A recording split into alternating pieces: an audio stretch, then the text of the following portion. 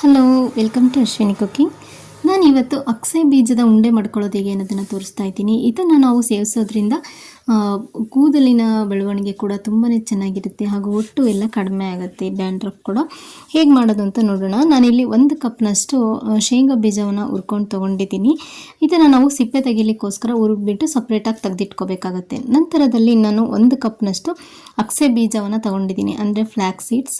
ಇದಿಷ್ಟನ್ನು ಕೂಡ ಸೇರಿಸ್ಬಿಟ್ಟು ಇದನ್ನು ಸ್ವಲ್ಪ ಹುರಿಬೇಕಾಗುತ್ತೆ. ಈ ರೀತಿಯಾಗಿ ಇದು ಚಿಟಪಟ ಅಂತ ಸಿಡಿಲಿಕ್ಕೆ ಸ್ಟಾರ್ಟ್ ಆಗುತ್ತೆ. ಅಲ್ಲಿವರೆಗೂ ಕೂಡ ನಾವು ಇದನ್ನು ಹುರ್ಕೋಬೇಕು.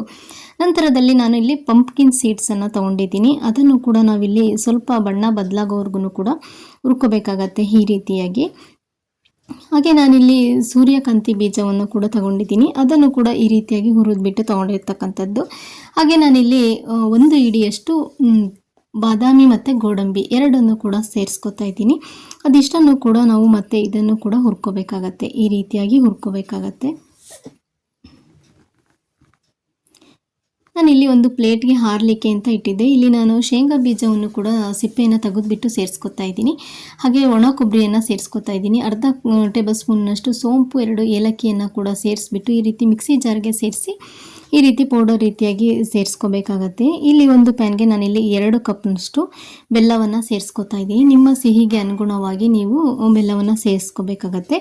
ಇದಕ್ಕೆ ನಾನಿಲ್ಲಿ 1 ಕಪ್ನಷ್ಟು ನೀರನ್ನು ಕೂಡ ಸೇರಿಸ್ಕೊತಾ ಇದ್ದೀನಿ. ಈ ರೀತಿಯಾಗಿ ಜಸ್ಟ್ ಬೆಲ್ಲವನ್ನು ಕರಗಿಸ್ಕೋಬೇಕಷ್ಟೇ, ಪಾಕವನ್ನು ತೆಗೆಯೋದೇನು ಬೇಡ. ಈ ರೀತಿಯಾಗಿ ನಾನು ಮಿಕ್ಸ್ ಮಾಡಿಬಿಟ್ಟು ಇದನ್ನು ಚೆನ್ನಾಗಿ ಕುದಿಸ್ಕೊಂಡು ಈ ರೀತಿ ತೊಗೊಂಡಿದ್ದೀನಿ. ನಾವಿಲ್ಲಿ ಏನು ರುಬ್ಬಿಟ್ಕೊಂಡಿದ್ವಿ ಅಲ್ವಾ, ಆ ಪೌಡರ್ನು ಕೂಡ ಇದಕ್ಕೆ ಸೇರಿಸ್ಕೊತಾ ಇದ್ದೀನಿ. ಚೆನ್ನಾಗಿ ಒಂದ್ಸಲ ಈ ರೀತಿಯಾಗಿ ಮಿಕ್ಸ್ ಮಾಡ್ಕೋಬೇಕಾಗತ್ತೆ.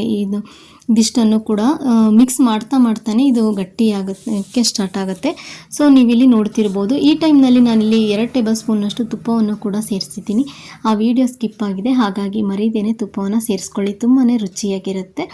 ಸೊ ನೀವಿಲ್ಲಿ ನೋಡ್ತಿರ್ಬೋದು. ನಮಗೆ ಯಾವ ಸೈಜಲ್ಲಿ ಬೇಕೋ ಆ ಸೈಜ್ನಲ್ಲಿ ನಾವು ಕೈನ ಸ್ವಲ್ಪ ತುಪ್ಪದಲ್ಲಿ ಅದ್ದುಬಿಟ್ಟು ನಂತರದಲ್ಲಿ ನಾವು ಉಂಡೆಗಳನ್ನಾಗಿ ಕಟ್ಕೋಬೇಕಾಗತ್ತೆ. ಸೊ ನೋಡಿದ್ರಿ ಅಲ್ವಾ, ಎಷ್ಟು ಈಸಿಯಾಗಿ ಫ್ಲ್ಯಾಟ್ ಸೀಡ್ಸ್ ಉಂಡೆಯನ್ನು ಮಾಡ್ಕೊಳ್ಳೋದು ಅನ್ನೋದನ್ನು ತೋರಿಸಿದ್ದೀನಿ. ನೀವು ಕೂಡ ಈ ವಿಧಾನದಲ್ಲಿ ಟ್ರೈ ಮಾಡಿ ನೋಡಿ, ಹೇಗೆ ಬಂತು ಅಂತ ಕಮೆಂಟ್ ಮೂಲಕ ತಿಳಿಸಿ. Thank you.